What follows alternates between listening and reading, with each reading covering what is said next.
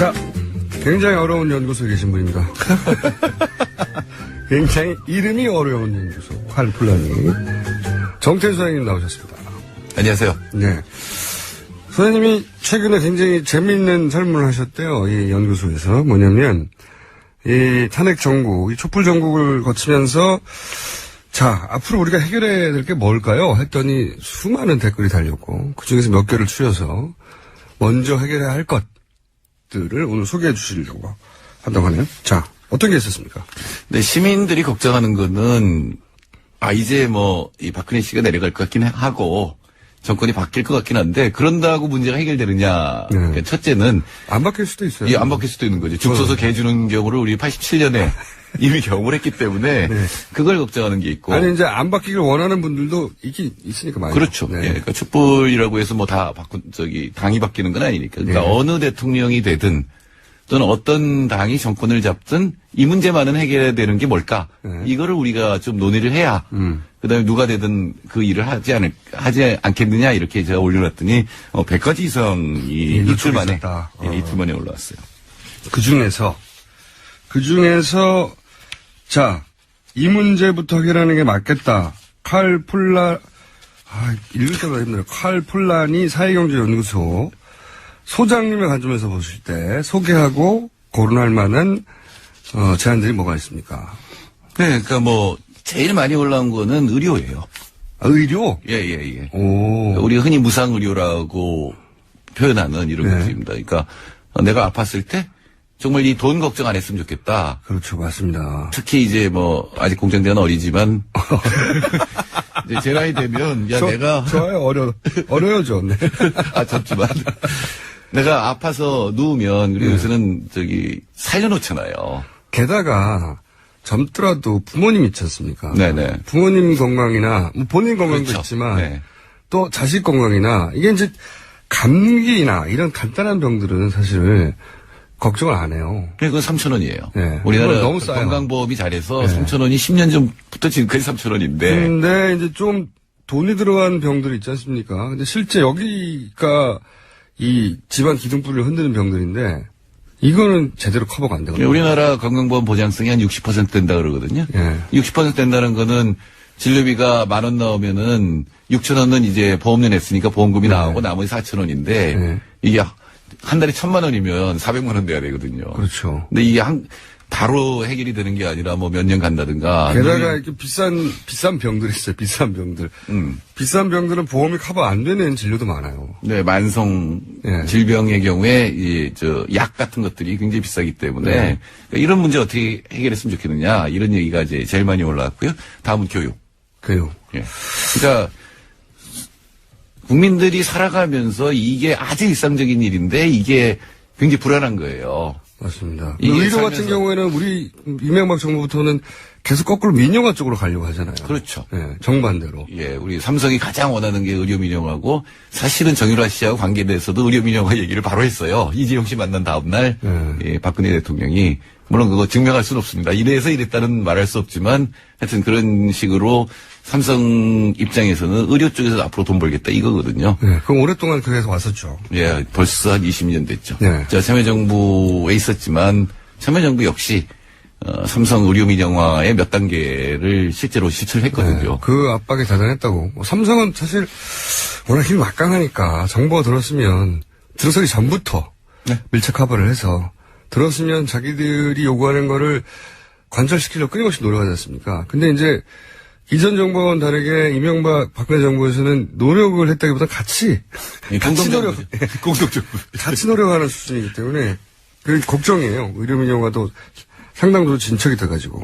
네, 그러니까 재벌 기업도 물론 있습니다. 그런데 일단은 이제 몸에 와닿는 것들이 올라왔는데 교육을 어떻게 할 거냐. 네. 사실 사교육 부담 굉장하거든요. 맞습니다. 그러니까 사교육 없애자는 얘기가 많은데 없어도 될 것 같은데 그렇지만 이게 정책으로 하기 굉장히 어려운 얘기거든요. 민간 영역을 강제하는 거니까요. 네네. 학원 안 된다든지 막. 네, 그러면 실업 걱정하시는 분도 있고 그럴 텐데 일단은 모든 분들이 공교육을 강화하자 그다음에 시험으로 50만 명이 서열을 정하는 게 맞냐 이런 얘기들도 있는데 물론 지금 답을 얘기를 할 수 없지만 앞으로 김어준의 뉴스공장이 이런 의제를 가지고 시민들 얘기를 듣고 방향을 최소한의 다음 정부가 누가 되든 뭘 해야 되겠다 이런 거는 정할 수 있다라는 생각이 저는 듭니다. 이 교육 관련해서 이제 핀란드가 뭐 십몇 년, 20년 가까이 항상 세계 1위 하는데 저는 핀란드 교육부 장관인지 정확하게 이건 아닌데 예. 핀란드의 교육 관련 고위 공무원이 했던 얘기가 굉장히 인상적이에요. 뭐냐면 우리나라가 아니라 일본에 가서 시험 치는 장면도 아니고 그 체육 시간에 달리기를 시키잖아요. 네. 근데 우리가 체육 시간에 하는 달리기들은 당연히 1등부터 순위를 매깁니다. 1등 뭐 이렇게 해가지고 당연하게. 근데 이제 그 장면을 보고 나서 이 교육부 장관인지 혹은 차관인지 모르겠습니다. 하여튼 교육계의 고위 공무원이 했던 얘기는 충격적이다. 아니 달리기에 왜 순위를 매기냐. 예. 1등에서 뭐 한다고 저 아이들이. 예.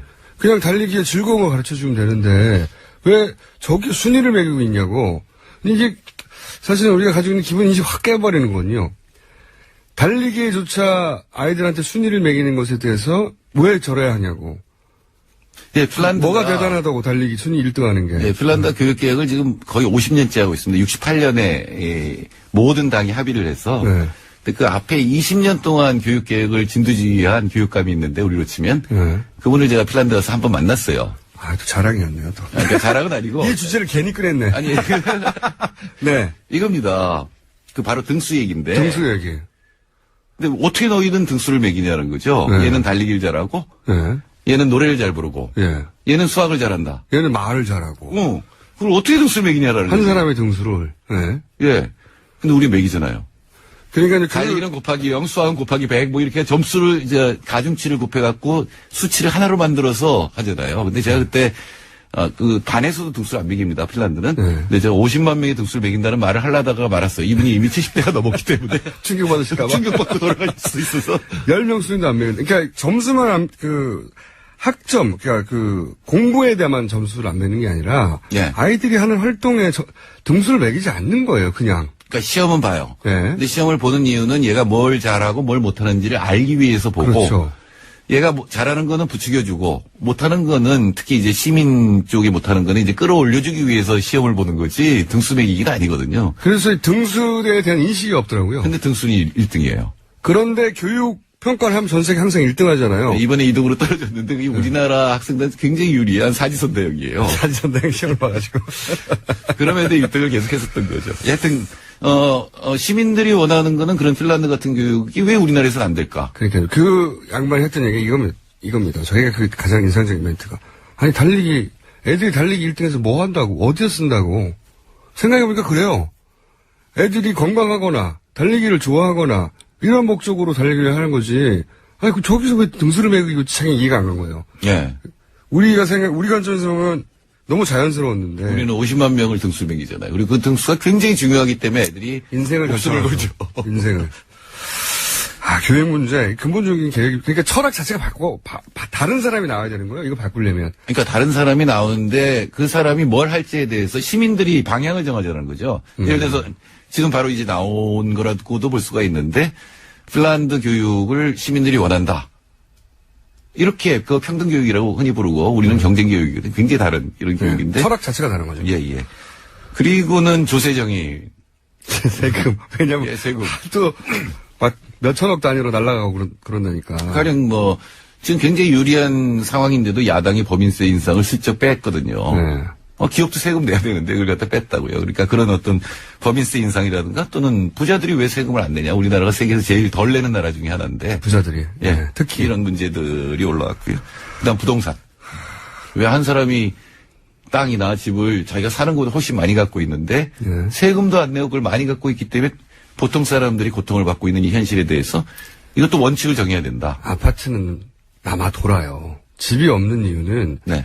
아파트가 없어서가 아닙니다. 근데 우리나라 가구수하고 집수는 거의 비슷해요. 그러니까요. 한 사람 앞에 한 사람이 다 돌아갈 수 있어요. 그래요. 예. 근데 반이 없어요. 지금도 만들고 있어요, 걘다. 그런데. 네. 우리나라 절반이 없는 이유는 굉장히 비상식적이거든요. 그럼 이거에 대해서 그럼 원칙은 뭐냐, 부동산에 대해서는 이런 것들 얘기가 나왔고 또 정치에 대해서 당연히 나왔습니다. 이건 좀 구체적인데 결선 투표제 하자 우리 대통령님. 제도에 있어서. 예, 그리고 비례대표를 좀 늘리자. 네. 실제로 찍고 싶은 당이 있는데 얘는 안 될 것 같으니까 다른 당 후보를 그렇죠. 찍는 경우 굉장히 많잖아요. 사표가 많죠. 예, 그러니까 예를 들면 독일 같은 데는 사표가 있을 수가 없죠.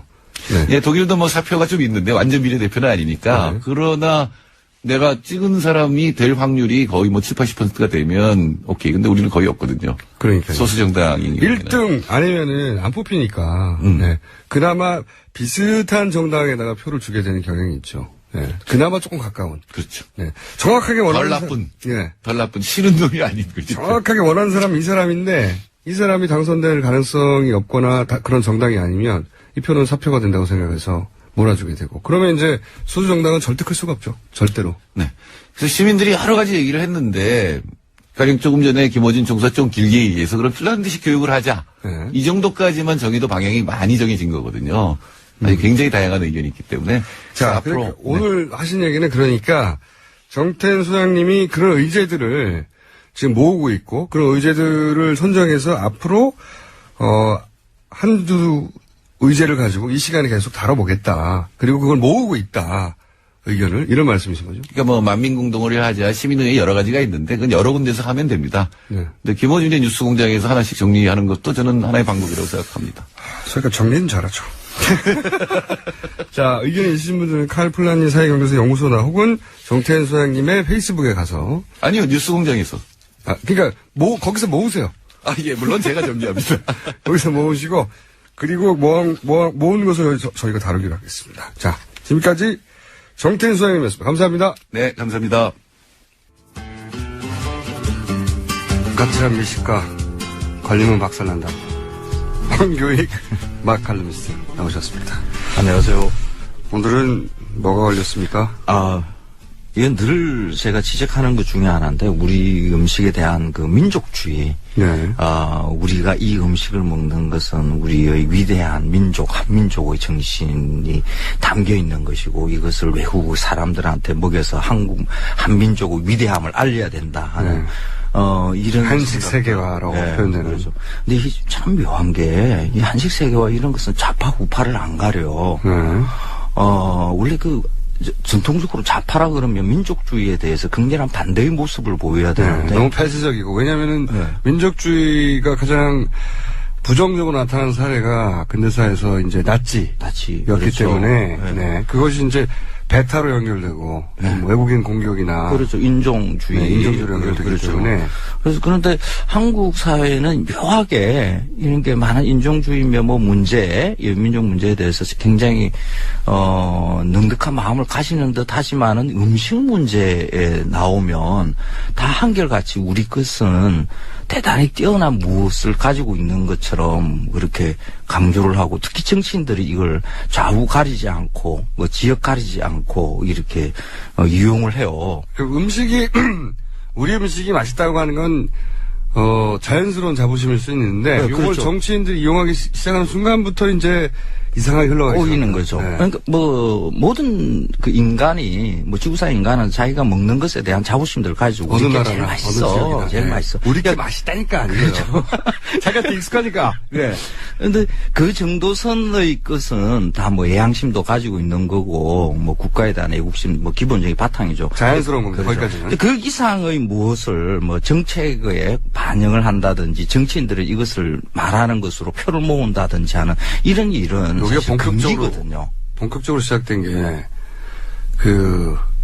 이명박 대통령 시절에. 맞아요. 영부인이 한식 세계화를 기치로 내걸고, 네. 책도 내면서 뉴욕에, 이렇게 해서 쭉 지금까지 연결되고 있어요. 근데 사실은. 사실 그 이전에도 네. 사실 이런 게 있기는 있었어요. 네. 그러니까 김대중 대통령 때도 한 스타일이라는 만든다고 해서 한국적인 요소들을 음악이라든지 의복, 네. 가옥 이런 것을 가지고 어떻게 해보겠다는. 해외 문화관에서 어떻게 그렇죠. 해보겠다. 한국 문화관. 사실 노무현 대통령도 여기에서 그냥 비슷한 일은 문화부나 이런 데서 그냥 진행하게끔 이렇게 했었죠. 네. 근데 그걸 이명박 대통령은 아주 본격적으로 표 모으기의 하나로 이렇게 했는데 여기에 대한 비판들 이런 것들이 사실 그렇게 하지 않는다는 게 오히려 더 한국 사회가 가지고 있는 좀 묘한 구석이 있어요. 근데 이제 그 중에 하나. 예. 비빔밥. 비빔밥. 비빔밥이 굉장히 강렬해요. 한국 음식 중에 하나, 내놓는 이 비빔밥은 1990년대부터 그 비행기에 기내식으로 비빔밥이 제공된다는 이야기로 네. 외국에 알릴 만한 한국 음식으로 이렇게 내놓기 시작합니다. 그러다가 뻥 하고 터진 게 1998년에 마이클 잭슨이 우리 한국에 왔어요. 그러면서 그때 비빔밥을 마이클 잭슨이 맛있게 먹었어요. 맛있게 먹었다. 네. 라는 이야기로. 그건 팩트입니까? 몰라요. 맛있게 먹었을지도 모른다? 그 마이클 잭슨이 자신의 입으로 비빔밥 맛있더라고 하는 이야기가 없어요. 그건 없다. 예, 주변의 사람들이 보니까 마이클 잭슨이 맛있게 먹었고 한국에 왔을 때 한국 음식 뭘 먹나 보니 비빔밥을 맛있게 먹더라. 이렇게 시작된 겁니까? 그리고 돌아갈 때 마이클 잭슨 전용 요리사가 있는데 그한테 레시피를 이렇게 비빔밥 레시피 좀 알아봐. 가져갔다. 이런 이야기가 라고 하는 있어요. 전설에 있는 거군요. 예, 전설이죠. 이거는 어떤 비빔밥을 먹었는지도 모르고요. 아무것도 없습니다. 그 이후 미국에 돌아가서 자신의 랜드에서 비빔밥을 주기적으로 먹었는지 아닌지 확인된 바가 없는. 전혀 모르죠. 전혀 모르죠. 근데 마이클 잭슨은 후반부에 이제 채식주의자 사니까 아마 이 비빔밥에 대해서 좀 매력을 느낄 수도 있겠네요. 있어요. 네. 개연성은 있네요. 네. 근데 여기서부터 비빔밥이 세계적으로 통하는 음식이 될 수 있다고 하는 자각이 시작된 거군요. 그렇죠. 네. 그러고 난 다음에 한식 세계화를 본격화하면서 비빔밥 이야기는 아주 본격적으로 이렇게 등장하기 시작합니다. 지금도 등장해요. 여기저기서 항상. 근데 이런 흐름들이 이명박 정부 때에 등장하는 조금 결정적인 게 하나 있었는데 이거 차은택과 관련이 있어요. 아, 그래요? 2010년이죠. 그때 무한도전에서 한식 세계화와 관련되는 그 프로젝트를 광고물을 만드는데 그때 비빔밥을 주제로 했어요. 아하. 장구춤도 치고요, 태권도도 나오고 탈춤도 나왔나? 그리고 우리나라에서 문화적인 요소들 막 넣어서 뱅뱅뱅뱅 돌다가 비빔밥이 이렇게 등장을 해요. 광고가. 예. 그래서 무한도전 팀이 차은택 감독과 같이 이렇게 제작을 하고 그걸 뉴욕 한복판에 타임스퀘어 강약에다가 그걸 갖다가 이렇게 올리는 것을. 당시에는 이명박 대통령 영부인의 관심 사항이었겠군요. 그럴 수 있죠. 그런데 그때의 그 비빔밥을 보면서, 저거는 좀, 우리가 일상으로 먹는 비빔밥이 아니라 그 모양 자체가 그 비빔밥 그러면 색깔이 여러 가지, 오방색,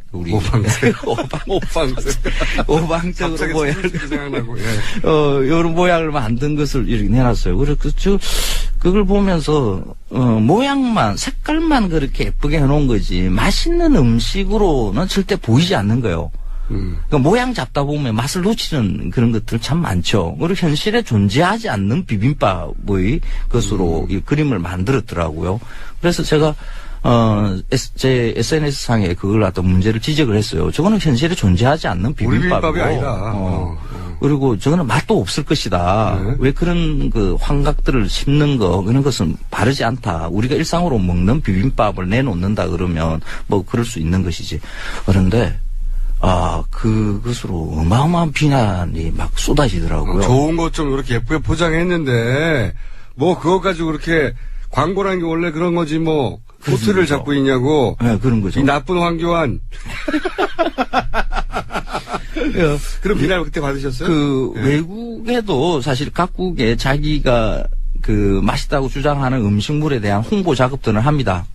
동경에 가면요, 공항에 내리자마자, 스시가 앞에 간판에도 있고요. 자기 나라를 상징하는 음식을 홍보하죠. 중국 가면 또 중국 음식들이 이렇게 상징 내놓죠. 근데 그 음식이 현실에 존재하지 않는 음식들은 아니거든요. 보면, 그 음식이, 어느 식당에 가면 먹을만한 것이 있겠다라는 것들을 그림에 다 그려지는 거죠. 우리 자부심을 왜 굳이 깎아내리려고 그래? 당신이 한 말이 꼭 틀려서가 아니라 그걸 그렇게까지 꼭 해야 되겠어? 이런 인식인 것 같아요. 그렇죠. 네. 사실이 아니란 말이 아니라 이 안에 우리가 가지고 있는 이 뜬금없는 민족주의가 지금 발동하는 것이다라고 저는 보는 거죠. 그러니까 이 부분을 정치인과 그 옆에 붙어 있는 협작군들이 이용하는 거죠. 한식 세계화, 비빔밥 세계화해야 된다 이런 것을 광고를 내고 만들어서 외국에 알리고 하는 이런 일들을 우리가 정부에서 열심히 예산 가지고 해야 된다. 그러면 국민들이 그거 좋은 일인가 보다. 이게 우리 자부심이 있는 것까지는 자연스러운 건데 우리 음식 맛있어. 그게 자연스러운데 여기서 정치인들이 이걸 이용하게 되는 순간부터 이제 사단이 발생하게 그렇죠. 시작하는데 그렇죠. 예를 들면 제가 기억나는 것 중에 하나가 비빔밥 세계야 무슨 뭐가 있었어요. 정확하게 기억 안 나는데 비빔밥 세계야 뭐였죠? 비빔밥 세계화 재단 이런 것도 있어요. 근데 거기서 또 세계 세계화 재단도 있고요. 사기를 쳤어요.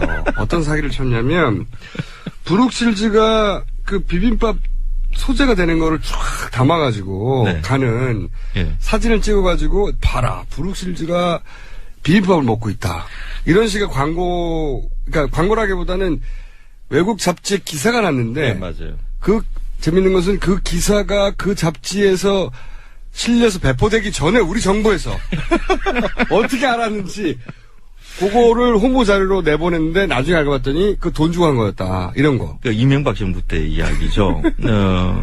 그때 브룩실즈가 장바구니를 들고 브룩실즈 가서 사람이 장바구니 들 리도 없겠죠. 그게 고추장, 당면 이런 것들 이렇게 담겨 있는 거죠.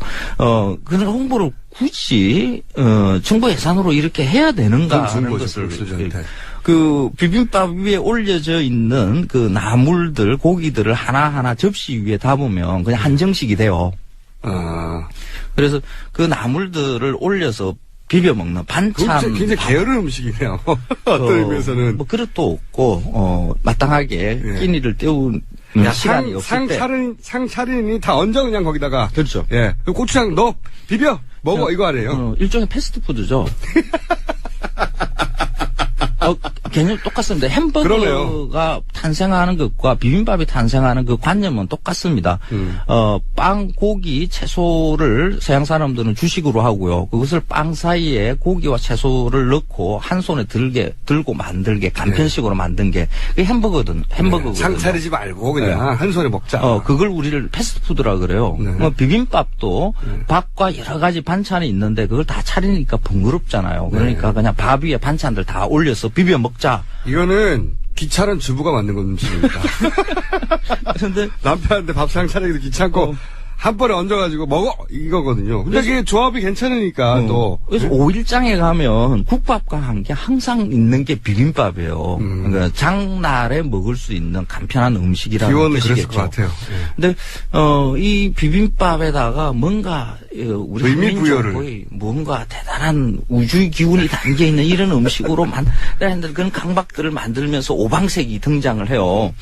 가운데 노란색, 위는 금정, 빨강, 파랑, 흰색 이렇게 해가지고 5가지 색깔로 이루어져 있고 그 우주의 기운을 담으려고 그 비빔밥을 만든 우리 민족의 아주 뛰어난 미적 감각을 숭상해야 된다. 그 오바가 견딜 수가 없으시는 거군요, 지금. 그렇죠. 이 오방색이라는 게 우리 민족의 색깔 관념도 아니거든요. 이거 중국 사람들이 색깔 음양에서 나온 거니까. 그렇죠. 네. 중국 사람들이 금을 그렇게 좋아하는 이유가 이 가운데 노란색, 황제의 옷이 노란색이고, 자금성의 문이 5개인 이유, 이런 것들이 다 오방색과 관련이 있는 거거든요. 우리가 오방색을 이야기하는 순간, 우리 한민족은 그냥 중국의 속국이다. 문화까지, 우리가 먹는 밥까지 중국의 영향 안에 있는 것이다라는 것을 이야기하는 꼴이 되는 거예요. 제가 보기에는요, 이 까칠한 미식가 황교익 씨는 오바가 싫은 거예요. 오바가. 그렇죠. 적당히 좀 하자. 비빔밥 자체가 문제가 아니라 정부가 이렇게 호들갑 떨지 말고 냅둬라. 다양하게 그렇죠. 음식 맞습니다. 먹을 수 있게. 맞습니다. 네. 자, 걸렸다면 박살이 나요, 다. 지금까지 황교익 클래민트였습니다. 감사합니다. 고맙습니다. 제가 중간에 황교익 선생을 황교안으로 불렀습니다. 정정합니다. 저희 공개방송 12월 27일 다음 주 화요일 7시 옳든 마라. 그날 오세요. 그냥 혹시 뭐 수백 명 들어갈 거라 예상하는데 모자라면 공개 방송 후에 문을 활짝 열어버릴 겁니다, 제가. 자, 여기까지입니다. 그 중에서 자, 이 문제부터 해결하는 게 맞겠다. 읽을 때마다 힘들어요. 칼 폴라니 사회경제연구소 소장님의 관점에서 보실 때 소개하고 거론할 만한 제안들이 뭐가 있습니까? 네, 그러니까 뭐 제일 많이 올라온 거는 의료예요. 아, 의료? 예. 오. 우리가 흔히 무상의료라고 표현하는 이런 네. 것입니다. 그러니까 내가 아팠을 때 정말 이 돈 걱정 안 했으면 좋겠다. 그렇죠, 맞습니다. 특히 이제 뭐 아직 공정대는 어리지만 이제 제 나이 되면 내가 좋아요, 어려요, 좀. 네. 젊지만 내가 아파서 누우면 그리고 요새는 살려놓잖아요. 게다가 젊더라도 부모님 있지 않습니까? 네네. 부모님 건강이나 뭐 본인 건강도 그렇죠. 있지만 네. 또 자식 건강이나 이게 이제 감기나 이런 간단한 병들은 사실 걱정을 안 해요. 그건 3,000원이에요. 네. 우리나라 너무 싸요. 건강보험이 잘해서 네. 3,000원이 10년 전부터 지금까지 3,000원인데. 근데 이제 좀 돈이 들어간 병들이 있지 않습니까? 근데 실제 여기가 이 집안 기둥뿌리를 흔드는 병들인데 이거는 제대로 커버가 안 되거든요. 우리나라 건강보험 보장성이 한 60% 된다 그러거든요. 예. 60% 된다는 거는 진료비가 10,000원 나오면은 6,000원은 이제 보험료 냈으니까 보험금이 나오고 나머지 4,000원인데 네. 이게 한 달에 1,000,000원이면 400만 원 내야 되거든요. 그렇죠. 근데 이게 바로 해결이 되는 게 아니라 뭐 몇 년 간다든가. 게다가 이렇게 비싼 병들이 있어요. 비싼 병들. 비싼 병들은 보험이 커버 안 되는 진료도 많아요. 네, 만성 예. 질병의 경우에 약 같은 것들이 굉장히 비싸기 때문에 네. 그러니까 이런 문제 어떻게 해결했으면 좋겠느냐 이런 얘기가 이제 제일 많이 올라왔고요. 다음은 교육. 교육. 예. 그러니까 국민들이 살아가면서 이게 아주 일상적인 일인데 이게 굉장히 불안한 거예요. 맞습니다. 이게 의료 같은 살면서- 경우에는 우리 이명박 정부부터는 계속 거꾸로 민영화 쪽으로 가려고 하잖아요. 그렇죠. 예, 정반대로. 예, 우리 삼성이 가장 원하는 게 의료 민영화고 사실은 정유라 씨하고 관계돼서도 의료 민영화 얘기를 바로 했어요. 이재용 씨 만난 다음 날 예, 박근혜 대통령이 물론 그거 증명할 수는 없습니다. 이래서 이랬다는 말할 수 없지만 하여튼 그런 식으로 삼성 입장에서는 의료 쪽에서 앞으로 돈 벌겠다 이거거든요. 예, 그럼 오랫동안 그래서 왔었죠. 예, 벌써 한 20년 됐죠. 네. 제가 참여정부에 있었지만 참여정부 역시 삼성 의료 민영화의 몇 단계를 실제로 실천을 했거든요. 그 세계 1위 하는데 저는 핀란드 교육부 장관인지 정확하게 이건 아닌데 예. 예, 핀란드의 교육 관련 고위 공무원이 했던 얘기가 굉장히 인상적이에요. 뭐냐면 우리나라가 아니라 일본에 가서 시험 치는 장면도 아니고 그 체육 시간에 달리기를 시키잖아요. 예. 근데 우리가 체육 시간에 하는 달리기들은 당연히 1등부터 순위를 매깁니다. 1등 그렇게 해가지고 당연하게. 근데 이제 그 장면을 보고 나서 이 교육부 장관인지 혹은 차관인지 모르겠습니다. 하여튼 교육계의 고위 공무원이 했던 얘기는 충격적이다. 아니 달리기에 왜 순위를 매기냐. 예. 1등에서 뭐 한다고 저 아이들이. 예. 그냥 달리기에 즐거운 거 가르쳐주면 되는데 왜 저기 순위를 매기고 있냐고. 이게 사실은 우리가 가지고 있는 기본인식이 확 깨버리는 거거든요. 달리기에조차 아이들한테 순위를 매기는 것에 대해서 왜 저래야 하냐고. 예, 핀란드 뭐가 대단하다고 달리기 순위 1등 하는 게. 예, 핀란드 교육 계획을 지금 거의 50년째 하고 있습니다. 68년에 모든 당이 합의를 해서 네. 근데 그 앞에 20년 동안 교육 계획을 진두지휘한 교육감이 있는데 우리로 치면 네. 그분을 제가 핀란드 가서 한번 만났어요. 그 압박이 대단했다고. 삼성은 사실 워낙 힘이 막강하니까 정보가 들어서기 전부터 네. 밀착 커버를 해서 들었으면 자기들이 요구하는 거를 관철시키려고 끊임없이 노력하지 않습니까? 근데 이제 이전 정부와는 다르게 이명박 박근혜 정부에서는 노력을 했다기보다 같이 공동정부. 공동정부. 같이 노력하는 수준이기 때문에 그 걱정이에요. 의료민영화도 상당도 진척이 돼가지고. 네, 그러니까 뭐 재벌 개혁도 물론 있습니다. 그런데 일단은 이제 몸에 와닿는 것들이 올라왔는데 교육을 어떻게 할 거냐. 네. 사실 사교육 부담 굉장하거든요. 맞습니다. 그러니까 사교육 없애자는 얘기가 많은데 없어도 될 것 같은데 그렇지만 이게 정책으로 하기 굉장히 어려운 얘기거든요. 민간 영역을 강제하는 거니까요. 네네. 학원 안 된다든지 막. 네, 그러면 뭐 실업 걱정하시는 분도 있고 그럴 텐데 일단은 뭐 모든 분들이 공교육을 강화하자 뭐 그다음에 시험으로 50만 명이 서열을 정하는 게 맞냐 뭐 이런 얘기들도 있는데 물론 지금 답을 얘기를 할 수 없지만 앞으로 김어준의 뉴스공장이 이런 의제를 가지고 시민들 얘기를 듣고 방향을 최소한의 다음 정부가 누가 되든 뭘 해야 되겠다 이런 거는 정할 수 있다라는 생각이 저는 듭니다. 이 교육 관련해서 이제 핀란드가 뭐 십몇 년, 20년 가까이 항상 자, 굉장히 어려운 연구소에 계신 분입니다.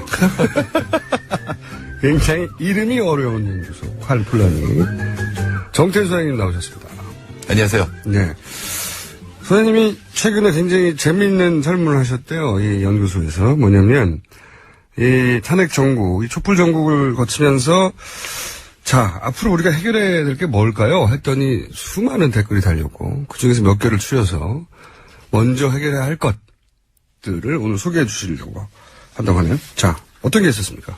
네, 시민들이 걱정하는 거는, 이제 이 박근혜 씨가 내려갈 것 같긴 하고, 정권이 바뀔 것 같긴 한데, 그런다고 문제가 해결되느냐. 그러니까 첫째는. 안 바뀔 수도 있어요. 예, 안 바뀔 수도 있는 거죠. 죽 서서 개 주는 경우를 우리 87년에 이미 경험을 했기 때문에, 그걸 걱정하는 게 있고. 아니, 이제 안 바뀌길 원하는 분들도 있긴 있으니까 말이죠. 그렇죠. 네. 예, 그러니까 촛불이라고 해서 당이 바뀌는 건 아니니까. 그러니까 어느 대통령이 되든, 또는 어떤 당이 정권을 잡든 이 문제만은 해결해야 되는 게 뭘까? 이거를 우리가 좀 논의를 해야 그다음에 누가 되든 그 일을 하지 않겠느냐 이렇게 제가 올려놨더니 100가지 이상이 이틀 만에 올라왔어요.